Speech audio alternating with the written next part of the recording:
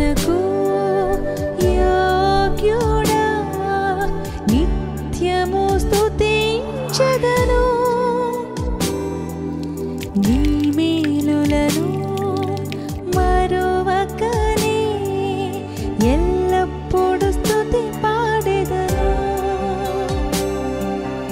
ఆరాధనకు యోగ్యుడా, నిత్యము స్తుతించెదను. నీ మేలులను మరువకనే ఎల్లప్పుడూ స్తుతి పాడెదను. ఆరాధన. మన ప్రభువును రక్షకుడైన యేసు క్రీస్తు నామములో మీకు వందనాలు తెలియజేస్తున్నాను. క్రీస్తు కృపా పరిచర్యలు అనే ఆధ్యాత్మిక టీవీ కార్యక్రమాలకు మిమ్మల్ని ప్రేమతో ఆహ్వానిస్తూ ఉన్నాం. ఈరోజు దేవుని వాక్యం విందాము. ఈరోజు మనం వినే వాక్యం యొక్క అంశం ఏమిటంటే, ద్వేషించబడిన లేయా ఘనపరచబడిన. ఆదికాండము 29వ అధ్యాయము 31వ వచనం చూసినట్లయితే, లేయా ద్వేషించబడుట యెహోవా చూచి ఆమె గర్భము తెరచెను, రాహేలు గొడ్రాలై ఉండెను. ప్రార్థన చేసుకుందాము. ప్రేమగల తండ్రి, దయగల ప్రభువా, నీ పాదాలకు వందనాలు, స్తుతులు, స్తోత్రాలు చెల్లిస్తున్నాం. ఈ సమయంలో నాయన లేయాను గురించినటువంటి వాక్యాన్ని ధ్యానిస్తూ ఉండగా మీ సహాయం మాకు మెండుగా దయచేయండి. ఈ వాక్యం ద్వారా మాతో మాట్లాడండి ప్రభువా. ఈనాడు ఏ విషయాల చేత మేము ద్వేషించబడుతున్నామో, దూషించబడుతున్నామో దానిని బట్టి ప్రభువా కృంగిపోక నీ వాక్యముని బట్టి నీ బిడ్డలు బలపడినట్లుగా నీ కృప దయచేయమని, నీవే మా అందరితో మాట్లాడమని యేసు నామములో అడుగుచున్నాము తండ్రి, ఆమేన్. ఈ లేయా ఎవరు అని మనం గమనించినట్లయితే, లాబాను యొక్క కుమార్తె. లాబానుకు 2 కుమార్తెలు ఉన్నారు. వారిలో ఒక ఆమె పేరు లేయా, పెద్ద కుమార్తె పేరు, చిన్న కుమార్తె పేరు రాహేలు. యాకోబు యొక్క మేనమామ లాబాను. ఇతని ఇంటికి దేవుని సువార్త ఎప్పుడో వచ్చింది. అబ్రహాము కాలంలోనే అబ్రహాముని దేవుడు నేను చూపించే దేశానికి వెళ్ళమన్నప్పుడు, అబ్రహాము దేవుడు చూపించే దేశానికి వచ్చే సమయంలో తన తండ్రిని, తన యొక్క సహోదరులను విడిచి వచ్చినప్పుడు ఆ దేవుడి గురించి బహుశా ఈ లాబాను ఇంటికి, ఖచ్చితంగా నాహోరి ఇంటికి వర్తమానం వెళ్ళింది. రెండోసారి అబ్రహాముకి దేవుడు వృద్ధాప్యం ముందు కుమారుని ఇచ్చినప్పుడు, ఆ కుమారుడికి వివాహ వయసు వచ్చినప్పుడు తన కుమారునికి వివాహం చేయడానికి తన బంధువుల ఇంటికి అబ్రహాము ఇంటి పెద్ద దాసుడైన ఎలియాజర్ని తన బంధువు దగ్గరికి పంపించినప్పుడు ఈ లాబానే ఏమంటాడంటే, యెహోవా వలన ఆశ్రయించబడిన వాడా లోనికి రమ్ము అని అంటాడు. అంటే యెహోవా దేవుడి గురించి ఆల్రెడీ ఇంటివారికి తెలుసు. అబ్రహాము ద్వారా ఈ నిజదేవుడిని ఈ ఇంటివారు ఎరిగిన వారుగా ఉన్నారు, కొంత గొప్ప. ఎలియాజరు ద్వారా ఇంకొంత లోతుగా ఈ ఇంటివారు ఎరిగి ఉన్నారు. ఎలియాజరు వచ్చి, దేవుడు నా యజమానుడైన అబ్రహామును దేవుడు దర్శించి తనకు కుమారుని ఇచ్చాడు, తన కుమారునికి వివాహం చేయవలసిన సమయం వచ్చినప్పుడు బంధువుల ఇంటికి దేవుడు వెళ్ళమని నన్ను పంపించినప్పుడు నేను రావడం జరిగింది. కాబట్టి దేవుడే మీ ఇంటికి మార్గాన్ని తెరిచాడు అని అక్కడ ఎలియాజరు దేవుడి గురించి అక్కడ కొన్ని మాటలు ఆ ఇంటి వారికి చెప్పడం జరిగింది. కాబట్టి ఈ విధంగా ఎలియాజరు ద్వారా ఆ ఇంటికి సువార్త వచ్చింది. ఆ నిజదేవుడి గురించినటువంటి విషయాలు ఆ ఇంటివారికి తెలుసు. తర్వాత ఆ ఇంటికే యాకోబుని దేవుడు ఆ ఇంటికి నడిపించాడు. అనగా లాబాను యొక్క సహోదరి రిబ్కా యొక్క కుమారుడే యాకోబు. యాకోబుకి లాబాను మేనమామ అవుతాడు.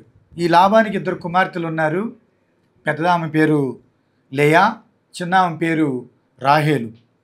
రాహేలు చాలా అందంగా ఉంటుంది, చాలా రూపసి అని పరిశుద్ధ గ్రంథంలో వ్రాయబడింది. పెద్ద కుమార్తె పేరు, చిన్న కుమార్తెను గురించి ఒకసారి లేఖనంలో మనం చూసినట్లయితే, ఆదికాండం 29:16 లాబానికి 2 కుమార్తెలు ఉండిరి. వారిలో పెద్దదాని పేరు లేయా, చిన్నదాని పేరు రాహేలు. లేయా జబ్బు కండ్లు గలది, రాహేలు రూపతియు సుందరి అయి ఉండెను. యాకోబు రాహేలును ప్రేమించి, నీ చిన్న కుమార్తె అయిన రాహేలు కోసం నీకు 7 సంవత్సరాలు కొలువు చేసేదనను. అందుకు లాబాను, ఆమెను అన్యునికిచ్చుట కంటే నీకిచ్చుటే మేలు. ఈ యాకోబు మేనమామ ఇంటికి వెళ్ళిన తర్వాత 1 నెల రోజులు ఉన్న తర్వాత మేనమామ అంటాడు, అల్లుడు నాకు ఉచితంగా నువ్వేమీ పని చేయనక్కర్లేదు, మరి నువ్వు చిన్న కుమార్తెని ఇష్టపడుతున్నావు కదా, మరి చిన్న కుమార్తె కోసం మరి 7 సంవత్సరాలు కొలువు చేయమన్నాడు. ఆ రోజుల్లో పూర్వకాలంలో ఆడపిల్లలకి ఎదురు కట్నం ఇచ్చి చేసుకునేవాళ్ళు. కావాలంటే బైబిల్లో మనం చూసినట్లయితే ఆదికాండం 34వ అధ్యాయము 11వ వచనంలో, మరియు షెకెము మీ కటాక్షము నా మీద రానియుడి, మీరేమి అడుగుదురో అది ఇచ్చేదను. ఆదికాండం 34వ అధ్యాయం 12వ వచనంలో, ఒలివయు కట్నమును ఎంతైనను అడుగుడి, మీరు అడిగినంత ఇచ్చేదను, మీరు ఆ చిన్నదాన్ని నాకు ఇయ్యుడని ఆమె తండ్రితోనూ ఆమె సహోదరులతోనూ చెప్పాను. అంటే దీన్ని బట్టి మనకేం అర్థమవుతుందంటే, ఆడపిల్లలకే ఒలివయు కట్నమునిచ్చి చేసుకునేవాళ్ళు. కాబట్టి ఆ ఒలివ కట్నం కింద 7 సంవత్సరాలు కొలువు చేయమన్నాడు లాబాను. నీ చిన్న కుమార్తెని ఇష్టపడుతున్నావు కదా, కాబట్టి ఆమె కోసం 7 సంవత్సరాలు కొలువు చేయమన్నప్పుడు 7 సంవత్సరాలు కొలువు చేస్తాడు. ఒక మాట అంటాడు అక్కడ లాబాను, ఏమంటాడంటే, నా కుమార్తెని అన్యునికి ఇచ్చుట కంటే నీకు ఇచ్చుటే మేలు. అన్యులంటే ఎవరో? నిజదేవుణ్ణి ఎరిగిన వారు. మీ విగ్రహములు బట్టి మీరు నాకు అన్యులైరి అని పరిశుద్ధ గ్రంథంలో వ్రాయబడి ఉన్నది. కాబట్టి లాబాను కుటుంబం సంపూర్ణంగా రక్షణ పొందిన కుటుంబం కాదు, కానీ యెహోవా దేవుని వారు ఎరుగుదురు. వారికి సువార్త ఆ ఇంటికి వెళ్ళింది. అబ్రహాము ద్వారా వెళ్ళింది, తర్వాత ఎలియాజరు ద్వారా వెళ్ళింది, తర్వాత యాకోబే స్వయంగా వాళ్ళ ఇంటికి, నిజదేవుని ఆరాధించిన యాకోబే వాళ్ళ ఇంటికి, మేనమామ ఇంటికి వెళ్ళటం జరిగింది. అక్కడ చాలా కాలము యాకోబు ఉన్నాడు. ఆ చిన్న కుమార్తెని ఇష్టపడి ఆమె కోసం 7 సంవత్సరాలు కొలువు చేస్తే ఆయన ఒక మాట అన్నాడు, నా కుమార్తెను అన్యునికి ఇచ్చుట కంటే నీకు ఇచ్చుటే మేలు. అంతే కదా, అది వాస్తవం. దేవుని ఎరిగిన ప్రజలకు ఇవ్వటం అనేది ఎంతో గొప్ప సంగతి. ఈరోజు దేవుని ఎరిగి దేవుని నమ్ముకుని మారు మనసు పొంది రక్షణ పొంది అన్యులకి ఇచ్చి వివాహాలు జరిగిస్తున్నారు చాలామంది. కానీ పరిశుద్ధ గ్రంథంలో ఎంత చక్కటి మాట, ఒక అన్యుడు చెప్పిన మాట, నా కుమార్తెను అన్యునికి ఇచ్చుట కంటే నీకు ఇచ్చుటే మేలు. నువ్వు నిజదేవుని ఎరిగినవాడు, ఏకదేవుని నువ్వు ఆరాధిస్తున్నటువంటి వాడు, నీ తండ్రి అయినటువంటి ఇస్సాకు దేవునికి భయపడి జీవించిన వాడు, అతడు రక్షణ పొందినటువంటి వాడు, నీ తాత అయినటువంటి అబ్రహాము దేవుని యందు భయభక్తులు కలిగి దేవుని అడుగుజాడల్లో నడిచినటువంటి గొప్ప భక్తుడు అతను. కాబట్టి మీరు నిజదేవుని ఎరిగిన కుటుంబం, కాబట్టి నా కుమార్తెను అన్యునికి ఇచ్చుట కంటే నీకు ఇచ్చుటే మేలు అన్నాడు. ఎంత గొప్ప సంగతి. అయితే ఈ లాబాను ఏం చేశాడంటే, ఈ మేనమామ చిన్న కుమార్తెని ఇస్తానని చెప్పి రాత్రిపూట వివాహం చేసి పెద్ద కుమార్తెని ఇచ్చి పెళ్లి చేశాడు. ఏంటి మామ నువ్వు ఇలా చేసావు నాకు అని అడిగినప్పుడు, అయ్యా పెద్ద కుమార్తెకి పెళ్లి చేయకుండా చిన్న కుమార్తెకి పెళ్లి చేయకూడదు, అది మా దేశ మర్యాద. అలాగే రాత్రిపూట చేయడం కూడా మా దేశ మర్యాదే, మా ఆచారం అది. కాబట్టి మరి ఈ చిన్న కుమార్తెని ఇష్టపడ్డావు కాబట్టి ఈమెను కూడా నీకు ఇచ్చి పెళ్లి చేస్తానని మళ్ళీ ఈమె కోసం కూడా 7 సంవత్సరాలు చేయమన్నాడు. మొత్తానికి ఇద్దరి కోసం, రాహేలు కోసము లేయా కోసము 14 సంవత్సరాలు కొలువు చేయాల్సిన పరిస్థితి వచ్చింది యాకోబుకి. ఇక్కడ విషయం ఏంటంటే, ఈరోజు మనం ధ్యానించే వాక్యం ఏంటంటే, ద్వేషించబడిన లేయాను వాళ్ళ తండ్రి అయినటువంటి లాబాను మోసం చేసి పెళ్లి చేశాడు లాబాను. ఆ చిన్న కుమార్తెని ఇస్తానని చెప్పి పెద్ద కుమార్తెనిచ్చి రాత్రిపూట పెళ్లి చేశాడు, మోసం చేసి పెళ్లి చేశాడు. అంటే ఇక్కడ విషయం ఏంటంటే, మనం అర్థం చేసుకోవాల్సిన విషయం ఏంటంటే, లేయా గురించి ఏమి రాయబడిందనంటే 29 ఆదికాండం 29వ అధ్యాయము 17వ వచనం, లేయా జబ్బు కండ్లు గలది, రాహేలు రూపతియు సుందరి అయి ఉండెను. లేయా జబ్బు కండ్లు కలిగింది అంటే లేయా అటు తండ్రి చేత తృణీకరించబడింది, అటు తండ్రి కూడా ఏం చేశాడంటే ఈమెను ఏదో ఒక విధంగా ఎవరికొకరికి ఒక ఐదు చేతులు పెట్టి వదిలించుకోవాలన్నట్టుగా మోసం చేసి పెళ్లి చేశాడు. పెళ్లి చేసుకున్నవాడు కాపురం చేయట్లేదు, ఏదో వస్తున్నాడు వెళ్ళిపోతున్నాడు తప్ప ఆమెతో పెద్దగా ఇష్టపడి కాపురం చేయట్లేదు. ఇష్టపడింది రాహేల్ని, కానీ మోసం చేసి పెద్ద కుమార్తెనిచ్చి పెళ్లి చేశాడు, తర్వాత చిన్న కుమార్తెనిచ్చాడు. అలాగా ఇద్దరు కుమార్తెలను వివాహం చేసుకోవాలని పరిస్థితి వచ్చింది యాకోబుకి. లేయా తల్లిదండ్రుల చేత తృణీకరించబడింది, మనుషుల చేత ద్వేషించబడినటువంటిది. ఈరోజు నువ్వు కూడా ద్వేషించబడుతున్నావా? ప్రభువుని ఎరిగిన నీవు ప్రభువు నమ్ముకున్నందుకు ద్వేషించబడుతున్నావా? మనుషుల చేత ద్వేషించబడుతున్నావా? మనుషుల చేత నువ్వు తృణీకరించబడుతున్నావా? కానీ దేవుడు ప్రతి విషయాన్ని ఆయన ఎరిగినవాడు. ఈ ద్వేషించబడిన ఈ లేయాను దేవుడు ఘనపరిచాడు. అలాగే నీ జీవితంలో కూడా ద్వేషించబడుతున్న నిన్ను కూడా ఒకానొక సమయంలో దేవుడు నిన్ను కూడా ఘనపరచగలిగినవాడు. ఈ లేయ ఎలా ఘనపరచబడిందో పరిశుద్ధ గ్రంథంలో నుంచి మనం కొన్ని విషయాలు ధ్యానిద్దాం. ఆదికాండం 29వ అధ్యాయంలో 31వ వచనం. లేయ ద్వేషించబడుట యెహోవా చూచి ఆమె గర్భము తెరిచెను, రాహేలు గొడ్రాలై ఉండెను. లేయ ద్వేషించబడుట యెహోవా చూచాడు. ఈ స్త్రీని గురించి మనం తెలుసుకోవాల్సినటువంటి గొప్ప విషయం ఏంటంటే, తన తండ్రి దేవుడిని గాక, తన తండ్రి సంపూర్ణంగా రక్షణ పొందినవాడు కాదు. యెహోవా దేవుడు అంటే తెలుసు కానీ ఆయన విగ్రహారాధికుడు, విగ్రహంలో ఆరాధించేటువంటి వాడు. ఈ నిజదేవుడిని ఆరాధించిన వ్యక్తి కాదు లాబాను. కాబట్టి కానీ తన తండ్రి దేవుడి కంటే నా భర్త దేవుడు గొప్ప దేవుడని ఈ స్త్రీ ఆ దేవుడిని నమ్ముకుంది, ఆ దేవునికి ప్రార్థన చేసింది, ఆ దేవుని మీద ఆధారపడింది.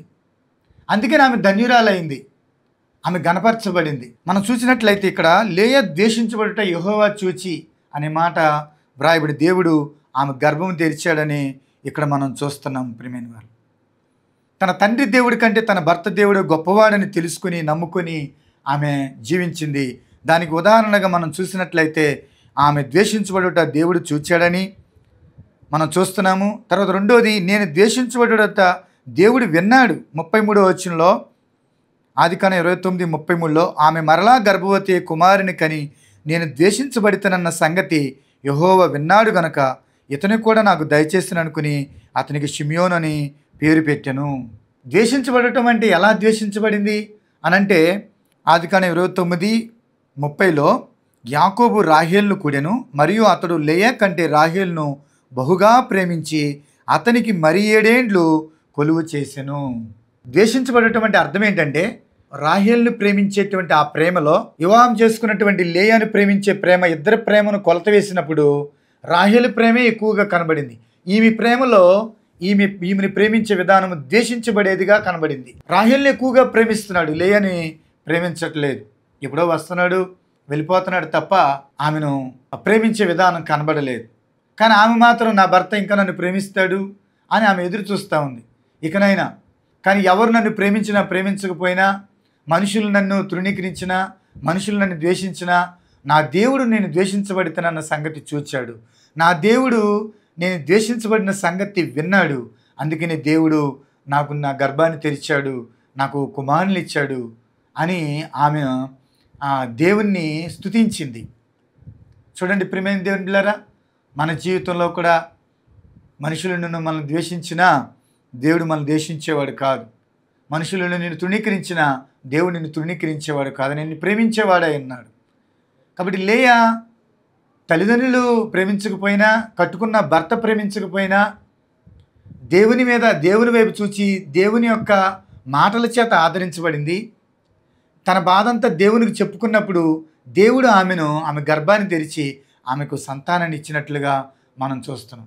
నీ జీవితంలో కూడా దేవుడు నీకున్న అవసరత ఏదైనా ఆయన తీర్చగలడు.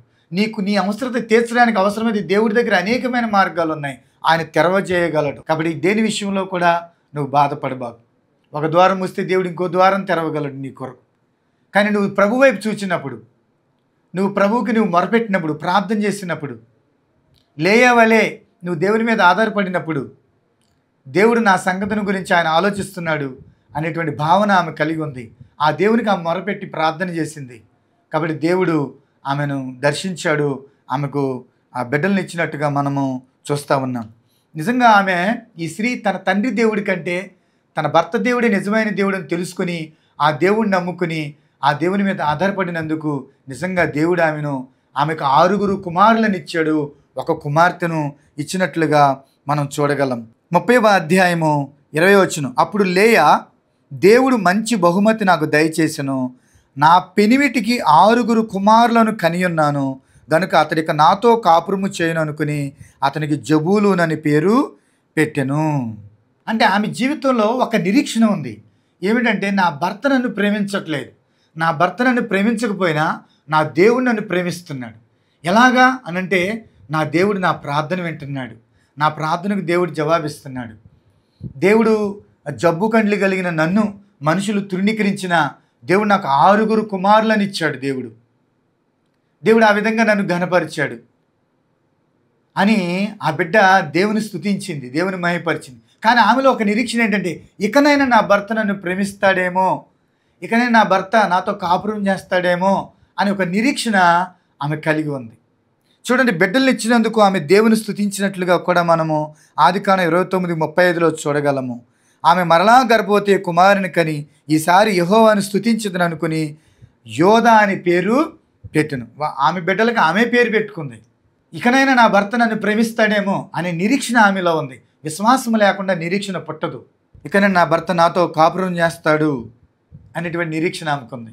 ఈరోజు నీ జీవితంలో కూడా నీ భర్త నిన్ను ప్రేమించట్లేదని బాధపడుతున్నావేమో, కట్టుకున్నవాడు నన్ను ప్రేమించట్లేదు అని బాధపడుతున్నావేమో. నా భర్త నా మాట వింటలేదు, నేను చెప్పిన మాట వింటలేదు, తాగొద్దంటే తాగుతున్నాడు, ఇకనైనా తాగుడు మానేస్తాడని ఎన్నో సంవత్సరాల నుంచి ప్రార్థన చేస్తున్నాను, నిరీక్షిస్తున్నానని చెప్పేసి నువ్వు అనుకుంటున్నావు. ఇకనైనా నా భర్త ఈ చెడు వ్యసనాల నుంచి విడుదల పొంది చక్కగా మారతాడనే నిరీక్షణ నువ్వు కలిగి ఉన్నావేమో. ఖచ్చితంగా విశ్వాసంతో నీవు నిరీక్షణ ఉంచినట్లయితే ఖచ్చితంగా దేవుడు నీ మార్గాన్ని సరళం చేస్తాడు. ఈ లేయా విషయంలో కూడా నిజంగా దేవుడు మార్గాన్ని సరళం చేశాడు. తన భర్త తను ప్రేమించేలాగా దేవుడు చేశాడు. పరిస్థితులు ఆ విధంగా అనుకూలపరిచాడు. నిజంగా ఆమె విశ్వాసం ఉంచినందుకు దేవుడు ఆమెకు కుమారులు ఇవ్వడం మాత్రమే కాదు, ఆమెను ఎంతగా గణపరిచాడో మనం ఒకసారి చూద్దాం. ఈ లేయాని గురించి చెప్పుకోదగ్గ విషయాలు చాలా ఉన్నాయి, ప్రాముఖ్యమైన విషయాలు. ఒకటి ఏమిటంటే, తన తండ్రి దేవుడి కంటే తన భర్త దేవుడు గొప్పవాడని తెలుసుకొని ఆ దేవుడిని నమ్ముకొని జీవించింది ఒకటి. రెండోది, ఆమె దేవునికి ప్రార్థన చేసినప్పుడు, దేవుడిని అడిగినప్పుడు దేవుడు ఆమె గర్భఫలం ఇచ్చాడు. 6 కుమారులను 1 కుమార్తెను దేవుడిచ్చాడు. తర్వాత ఆమెలో ఒక నిరీక్షణ, నా భర్త నన్ను ప్రేమిస్తాడు కదా ఇకనైనా అనేటువంటి నిరీక్షణ ఆమె కలిగి ఉంది. ఇంకో విషయం ఏంటంటే, ఈ నమ్ముకున్న ఈ దేవుణ్ణి ఎంతగా నమ్మిందంటే తన హృదయంలో ఈ దేవునికి తప్ప మరెవ్వరికి చోటు ఇవ్వలేదు. ఈయనే నిజమైన దేవుడని ఆ దేవుడిని నమ్ముకున్న తప్ప తన హృదయంలో మరి దేనికి కూడా ఆమె చోటు ఇవ్వలేదు. మనం చూసినట్లయితే బైబిల్లో పరిశుద్ధ గ్రంథంలో ఆదికాండము 31:33 మనం చూసినట్లయితే ఇక్కడ విషయం ఏంటంటే, దేవుడు ఒక రోజున యాకోబుని దేవుడు ఆశీర్వదిస్తాడు. నువ్వు మేనమామ ఇంటికాడ ఉన్నావు, 14 సంవత్సరాలు నిద్ర భార్యల కోసం కొలువు చేశావు, 6 సంవత్సరాలు జీతగాడిగా కొలువు నువ్వు చేశావు, 20 సంవత్సరాలు జీవితం అలా సరిపోయింది, నీకంటూ ఏది లేదని నువ్వు బాధపడ్డావు. నీ బాధ నేను చూసి నీ మేనమామ ఆస్తి కంటే కూడా నిన్ను గొప్పగా దీవించాను కాబట్టి ఇక నువ్వు నీ తండ్రి ఇంటికి వెళ్ళు అని దేవుడు చెప్పినప్పుడు యాకోబు బయలుదేరి, మేనమామ ఇంటి దగ్గర నుంచి బయలుదేరి తన తండ్రి ఇంటికి బయలుదేరి వెళ్తున్నప్పుడు తన భార్యలను కూడా తీసుకుని వెళ్ళిపోతాడు. మేనమామ కూడా చెప్పకుండా వెళ్ళిపోతాడు. వెళ్ళిపోతూ ఉంటే మేనమామ యాకోబుని కలుసుకుని, నువ్వు నాకు చెప్పకుండా ఎందుకు వెళ్ళిపోయావు అని చెప్పేసి అడుగుతాడు. అసలు అల్లుడి మీద కోపం వచ్చి ఏదో చేద్దాం అనుకున్నాడు, కానీ దేవుడు లాభాన్ని గద్దించాడు. నువ్వు యాకోబుతో మంచి కానీ చెడు కానీ మాట్లాడడానికి వీల్లేదని చెప్పేసి దేవుడు అక్కడ హెచ్చరించాడు. ఆదికాండము 31:29 మీకు హాని చేయుటకు నా చేతనవును, అయితే పోయిన రాత్రి మీ తండ్రి యొక్క దేవుడు నువ్వు యాకోబుతో మంచి గాని చెడ్డ గాని పలకకుము, జాగ్రత్త సుమి అని నాతో చెప్పెను. దేవుడు అక్కడ వార్నింగ్ ఇచ్చాడు కాబట్టే యాకోబుని ఏమీ అనలేకపోయాడు. చివరికి మీరు వెళ్ళిపోయారు నాకు చెప్పకుండా, నా విగ్రహాలు ఎందుకు దొంగిలించారు అని అడిగాడు. ఎవరు దొంగిలించారు? మేమేం దొంగిలించలేదంటే, మీరు దొంగిలించారని అంటే, సరే నువ్వు వెతుక్కో అని అంటే ఆ లాబాను వెళ్ళాడు. 33 చూడండి, ఆదికాండం 31:33 లాబాను యాకోబు గుడారంలోనికి, లేయా గుడారంలోనికి, 2 దాసీల గుడారంలోనికి వెళ్ళిన కానీ అతనికి ఏమీ దొరకలేదు. తర్వాత అతడు లేయా గుడారంలో నుండి బయలుదేరి రాహేలు గుడారంలోనికి వెళ్ళెను. 34 రాహేలు ఆ విగ్రహములు తీసుకుని ఒంటి సామాగ్రిలో పెట్టి వాటి మీద కూర్చుండెను. చూడండి, లేయా గుడారంలో దొరకలేదు విగ్రహాలు, యాకోబు గుడారంలో దొరకలేదు, కానీ రాహేలు గుడారంలో ఉన్నాయి. కానీ ఆ సంగతి కూడా ఆయనకు తెలియదు, ఆమె దాచిపెట్టేసింది. అంటే రాహేలు సంపూర్ణంగా ప్రభు మీద ఆధారపడినట్టుగా మనం చూడం, కానీ లేయా మాత్రం సంపూర్ణంగా దేవుని మీద ఆధారపడింది. నిజ దేవుణ్ణి సంపూర్ణంగా నమ్ముకుని జీవించింది. ఆమె గుడారంలో ఏ విగ్రహములు దొరకలేదు. ప్రియమైన సహోదరుడు సహోదరా, నువ్వు దేవుని యందు విశ్వాసం ఉంచిన వ్యక్తివైతే ఈ విధంగా నమ్మకంగా దేవునికి నువ్వు జీవించాలి. నీ దేవునికి తప్ప మరి దేనికి నువ్వు చోటు ఇవ్వకూడదు. నీ దేవునికి మొదటి ప్రాధాన్యత నువ్వు ఇవ్వాలి. నీ జీవితంలో నీ శరీరం అనే గుడారంలో కూడా ఏ విగ్రహం కూడా ఉండడానికి లేదు. నువ్వు దేవుని కంటే ఎక్కువగా దేన్ని ప్రేమిస్తావో అది విగ్రహంతో సమానం. ధనాపేక్ష అని విగ్రహారాధనను చంపివేయుడు అనే మాట రాయబడింది. కొంతమంది జీవితాల్లో డబ్బే వారికి దేవుడు, అదొక విగ్రహం. దేవుని కంటే నీవు ఎక్కువగా దేన్ని ప్రేమించినా అది విగ్రహంతో సమానం. ఈ యాకోబు చూడండి, రాహేల్ని ఎక్కువగా ప్రేమించాడు, బహుగా ప్రేమించాడనే మాట రాయబడింది. తను ఎంతగా ప్రేమించాడో కానీ ఆ రాహేలు రెండవ కుమారుని కనేటప్పుడు చనిపోతాడు. చూడండి, ఇక్కడ మనం చూస్తే ఎంతగా ప్రేమించాడు అక్కడ రాయబడింది. ఆదికాండం 29వ అధ్యాయము 30వ వచనం. యాకోబు రాహేల్ను కూడెను, మరియు అతడు లేయా కంటే రాహేల్ను బహుగా ప్రేమించి అతనికి మరి 7 ఏండ్లు కొలువు చేసాను. లేయా కంటే రాహేల్ను బహుగా ప్రేమించాడు. కానీ బహుగా ప్రేమించినటువంటి రాహేలు రెండవ కుమారుని కనేటప్పుడు మార్గ మధ్యలోనే ఆమె ప్రసవించి చనిపోతుంది. మనం దేన్నైతే ఎక్కువగా ప్రేమిస్తామో అది మనకు శాపంగా మారింది. దేవుని కంటే మనం ఎక్కువగా దేన్ని మనం ప్రేమించకూడదు, అది మనకు శాపంగా మారిద్ది. రెండు, దేన్నైతే మనం ఎక్కువగా ప్రేమిస్తామో అది మనకి దూరం అవ్వచ్చు. ఇదే యాకోబు తన 12 మంది కుమారుల కంటే యోసేపుని ఎక్కువగా ప్రేమించాడు, 11వ కుమారుని. కానీ తనకు విచిత్రమైన నిలువుటంగి కుట్టించాడు, కానీ అది శాపంగా మారింది యోసేపుకి. నీవు క్రీస్తు యొక్క ప్రేమను కలిగి ఉండాలి. క్రీస్తు యొక్క ప్రేమ అందరినీ సమానంగా ప్రేమించేది. కాబట్టి ప్రియమైన వారులారా, అందరినీ పక్షపాతం లేకుండా మనం అందరినీ ప్రేమించేవారుగా, సమానంగా ప్రేమించేవారుగా ఉండాలి. చివరికి దేవుడు లేయాను ఎంతగా గనపరిచాడంటే ఆమె దేవుని స్తుతించే విధంగా దేవుడు ఆమెను గనపరిచాడు. స్తుతించే విధంగా ఆమె పరిస్థితులను మార్చివేశాడు. ప్రతికూల పరిస్థితులను కూడా దేవుడు అనుకూలంగా మార్చాడు. ప్రియమైన వారులారా, ఇది మనం లేయా విషయంలో మనం చూసేటువంటిది. తర్వాత మూడవదిగా మనం చూసేది ఏమిటంటే, లేయా పితరుల సమాధిలో చేర్చబడింది. రాహేలు పితరుల సమాధిలో చేర్చబడలేదు, కానీ లేయా పితరుల సమాధిలో చేర్చబడింది. ఆదికాండము 49వ అధ్యాయము 31వ వచనం. అక్కడనే వారు అబ్రహామును అతని భార్య అయిన శారాను పాతిపెట్టిరి. అక్కడనే ఇస్సాకును అతని భార్య అయిన రిబ్కాను పాతిపెట్టిరి. అక్కడనే నేను లేయాను పాతిపెట్టి తిని. లేయా పితరుల సమాధిలో చేర్చబడింది. ప్రియమైన వారులారా, దేవుడు లేయా ద్వేషించబడి లేయాను ఎంతగా గనపరిచాడో చూడండి. అబ్రహాము ఇస్సాకుల సమాధుల దగ్గర ఆమె కూడా సమాధి చేయబట్టం అనేది గొప్ప ఘనత. పితరుల సమాధిలో చాలామంది చేర్చబడలేదు, పెట్టబడలేదు, కానీ లేయా పెట్టబడింది. ఇది గొప్ప సంగతి. నాలుగోదిగా మనం చూసినట్లయితే ఈ లేయా యేసుక్రీస్తు వంశావళిలో కూడా చేర్చబడింది. ఆమె గర్భము నుండి లేవి వంశం వచ్చింది. ఆమె యొక్క కుమారుడు, మూడవ కుమారుడి పేరు లేవి. లేవి వంశం నుండి యాజక వంశం వచ్చింది. తర్వాత 4వ కుమారుడు అయినటువంటి యోధా వంశం నుండి రాజవంశం వచ్చింది. తర్వాత యోధా గోత్రం నుండి దావీదు నుండి యేసుక్రీస్తు వారు రావడం జరిగింది, దావీదు వంశం నుండి. చూడండి, ద్వేషించబడిన లేయా ఎంతగా గనపరచబడిందో. ప్రియమైన దేవుని బిడ్డలారా, ఈరోజు నువ్వు ద్వేషించబడుతున్నావా, తృణీకరించబడుతున్నావా? దేవుడు ఎన్నిక లేని దానిలో నుండి బలమైనది తీసుకుని రాగలడు, బలహీనమైన దానిలో నుండి బలమైనది తీసుకుని రాగలడు. తృణీకరింపబడిన దానిని బలమైనదిగా చేయగలిగిన వాడు ప్రియమైన వారులారా. కాబట్టి ఈ ద్వేషించబడిన లేయా గనపరచబడినట్లుగా మనం ఈ వాక్యముల ద్వారా మనం చూడగలము. యూదులలో కొత్తగా పెళ్ళైనటువంటి వారిని దీవిస్తారు. దీవించేటప్పుడు వాళ్ళు చెప్పే మాట ఏంటంటే, ఆ ఆడపిల్ల విషయంలో ఆ పెండ్లి కుమార్తెను దీవించేటప్పుడు నీవు లేయాని పోలిన దానిగా ఉందువుగాక అని దీవించేవారు. చూడండి ఒకసారి, రూతు గ్రంథము 4వ అధ్యాయము 11వ వచనం. అందుకు పురద్వారము నుండిన ప్రజలందరూ పెద్దలను మేము సాక్షులము. యెహోవా నీ ఇంటికి వచ్చిన ఆ స్త్రీని ఇశ్రాయేలు వంశమును వర్ధిల్ల చేసిన రాహేలును పోలినదిగాను లేయాను పోలినదానిగాను చేయునుగాక. అంటే ఇక్కడ ఉన్న విషయము, ఇక్కడ బోయోజుకు రూతుకి వివాహమైంది.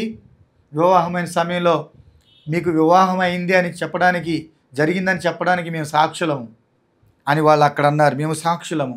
యెహోవా నీ ఇంటికి వచ్చిన ఆ స్త్రీని ఇశ్రాయేల వంశమును వర్ధిల్లజేసిన రాహేలును పోలినదిగాను లేయాను పోలినదిగాను చేయునుగా. కానీ వాళ్ళిద్దరినీ దీవించారు ప్రియమైన వాళ్ళ. కాబట్టి లేయా పేరు చెప్పి అక్కడ దీవించడం జరిగింది. లేయాకు దేవుడు 6 కుమారులను, 1 కుమార్తెను దేవుడిచ్చాడు. ద్వేషించబడిన లేయాను దేవుడు ఘనపరిచాడు. తృణీకరింపబడిన లేయాను దేవుడు ఘనపరిచాడు. బలహీనమైన జబ్బు కండ్లు కలిగిన లేయాను దేవుడు ఎంతగా ఘనపరిచాడంటే ఆమె గర్భవంశంలో నుండే యేసుక్రీస్తు రావడం జరిగింది. మన ప్రభువు కూడా ఈ లోకానికి మన పాపముల కొరకు తన ప్రాణం పెట్టడానికి వచ్చాడు. రక్తము చిందించకుండా మానవుల పాపాలకు పరిహారం కలదు కాబట్టి యేసు ప్రభు వారు మనందరి పాపముల కొరకు ప్రాయశ్చిత్తం చేయటకు, మన పాపాలను పరిహరించడం కొరకు ఈ లోకానికి వచ్చినప్పుడు ఆయన కూడా మనుషులు తృణీకరించారు. యేసు ప్రభుని మనుషులు ద్వేషించారు, ఆయన తృణీకరించారు, ఆయన ముఖం మీద ఉమ్ము వేశారు. ఆయన మనుషుల వలన విసర్జింపబడిన వాడిగా, తృణీకరింపబడిన వాడిగా ఉన్నాడని లేఖనాల్లో వ్రాయబడింది. అలాంటి యేసు ప్రభు మన పాపముల కొరకు సహించి భరించి ఆయన మన పాపముల కొరకు చనిపోయి 3వ దినమున ఆయన తిరిగి లేచాడు. తృణీకరింపబడినటువంటి యేసు ప్రభు ఆయన అన్ని నామముల కంటే పైనామముగా ఆయన నామం ఘనపరచబడింది. ఒకప్పుడు నేను కూడా యేసు ప్రభుని తృణీకరించాను. ఆయన మన దేవుడు కాదు, ఆయన తక్కువ జాతి వాళ్ళ దేవుడు, ఆయన పలానా దేశానికి దేవుడు అని అనుకుని అజ్ఞానంలో ఉండి అనేక రకాలుగా నేను మాట్లాడాను. కానీ ఆ యేసు ప్రభు వారు ఎంత గొప్ప దేవుడో నేను నమ్ముకొని ఈరోజు ఆ దేవుడి గురించి మీకు ప్రకటన చేస్తూ ఉన్నాను. ప్రభు ప్రేమ కలిగిన దేవుడు, క్షమించడానికి సిద్ధమైన మనసు కలిగిన వాడు, పడిపోయిన దాన్ని నిలబెట్టగలిగినటువంటి వాడు, తృణీకరింపబడిన వారిని బలమైనటువంటి వ్యక్తులుగా చేయగలిగిన వాడు. ప్రేమ ఎన్నిక లేని వారు బలమైన జనమగుదురని యెషయా గ్రంథంలో రాయబడి ఉన్నది. తృణీకరింపబడిన రాయి మూలకు తలరాయి ఆయనని మనం చూస్తామని. యేసు ప్రభు తృణీకరింపబడిన రాయే కానీ మూలకు తలరాయి అయ్యాడు. కాబట్టి ఈరోజు ఏ విషయాలు బట్టి నువ్వు బాధపడుతున్నావో, ఎవరి చేత నువ్వు ఉద్దేశించబడి, నీ అయిన వారి చేత, నువ్వు ప్రేమించబడిన వారి చేత కూడా నువ్వు తృణీకరించబడి ద్వేషించబడుతున్నావేమో. కానీ లేయవలే దేవుడు నిన్ను కూడా ఘనపరచగలడు. సంతానం లేదని బాధపడుతున్నావా? లేయను దర్శించినట్లుగా నిన్ను కూడా దేవుడు దర్శిస్తాడు. అలాగే నా భర్త మారట్లేదు, నా భర్త నాతో కాపురం చేయట్లేదు, చెడు వ్యసనాలకు బానిస అయిపోయి ఆయన ఎంతమాత్రం కుటుంబానికి ఆశీర్వాదకరంగా లేడని నువ్వు బాధపడుతున్నా, భర్త మారాలని నువ్వు నిరీక్షణ కలిగి ఉన్నావేమో. లేయా కూడా అలాగే నిరీక్షణ కలిగి, ఇకనైనా నా భర్త నన్ను ప్రేమిస్తాడేమో, ఇకనైనా నా భర్త నాతో కాపురం చేస్తాడేమో అని నిరీక్షణ కలిగి ఉంది లేయా. కానీ ఒకరోజు నా దేవుడు ఆ మార్గాన్ని సరళం చేశాడు. చివరికి యాకోబు లేయాను ప్రేమించడం జరిగింది, ఆమెతో సంపూర్ణంగా కాపురం చేయడం జరిగింది. చివరికి ఆమె దినములు సంపూర్ణత అయిన ఇప్పుడు పితరుల సమాధిలో పెట్టడం జరిగింది. అక్కడనే నేను లేయాను పాతిపెట్టి తిని అనేటువంటి మాట మనం చూస్తాం. కాబట్టి ప్రియమైన సహోదరి, ఏ విషయంలో కూడా నువ్వు బాధపడకు, అర్థం చేసుకునే ప్రభు ఉన్నాడు. ఆయన లేయా ద్వేషించబట్టు చూచాడు, లేయా ద్వేషించబడుతున్న సంగతి దేవుడు విన్నాడు. నీ పరిస్థితులన్నీ ఆయనకు తెలుసు. ప్రార్థన ద్వారా ఆయన్ని సమీపించి ఆయనకు తెలియచేయి. దేవుడు తప్పక నీ ప్రార్థన విని దేవుడు నిన్ను కూడా గణపరిచేవాడు అన్నాడు. దేవుడి కొద్ది మాటలు దీవించును గాక. ఆమేన్. ప్రార్థన చేసుకుందాం. ప్రేమగల తండ్రి, ఈరోజు పరిశుద్ధ గ్రంథములో నుండి తృణీకరింపబడిన లేయాను నువ్వు ఎంతగా గణపరిచావో పరిశుద్ధ గ్రంథంలో చూస్తున్నాం. అలా ఎవరైతే ద్వేషించబడుతున్నారో వారిని కూడా దర్శించండి, వారి మార్గాలు సరళం చేయండి ప్రభా. వారి పట్ల దయచూపి నీ గొప్ప కార్యాలు వారి జీవితంలో కూడా జరిగించి మీరే మహిమ పొందమని యేసునామములో అడిగి వేడుకొంచున్నాము తండ్రి. ఆమేన్. మన తండ్రి అనే దేవుని ప్రేమయు ప్రభువు యేసుక్రీస్తు కృపయు పరిశుద్ధాత్మక అన్యోన్య సహవాసము సకల దేవుని మాటలు విన్న మీకును, ఎవరైతే ద్వేషించబడి తృణీకరించబడిన వారిగా ఉన్నారో అట్టి వారిని దేవుడు దర్శించి వారిని ఘనపరచునట్లుగా దేవుడు వారి జీవితంలో గొప్ప అద్భుత కార్యం జరిగించి దేవుడు మిమ్మల్ని దీవించి ఆశీర్వదించునుగాక. ఆమేన్. ఇంతవరకు క్రీస్తు కృపా పరిచర్యలు అనే మా కార్యక్రమాన్ని వీక్షించి దీవించబడ్డారని నమ్ముచున్నాము. మీ ఆత్మీయ అవసరాల కొరకు సంప్రదించవలసిన మా చిరునామా: యేసుక్రీస్తు ప్రార్థనా మందిర పరిచర్యలు, మంగాపురం రోడ్, కొత్తగూడెం, మైలవరం మండలం, ఎన్టీఆర్ జిల్లా, ఆంధ్రప్రదేశ్. మీ ప్రార్థనా అవసరాల కొరకు మా ఫోన్ నంబర్ 9182489765 మరి ఒక number 9912524162. God bless you all.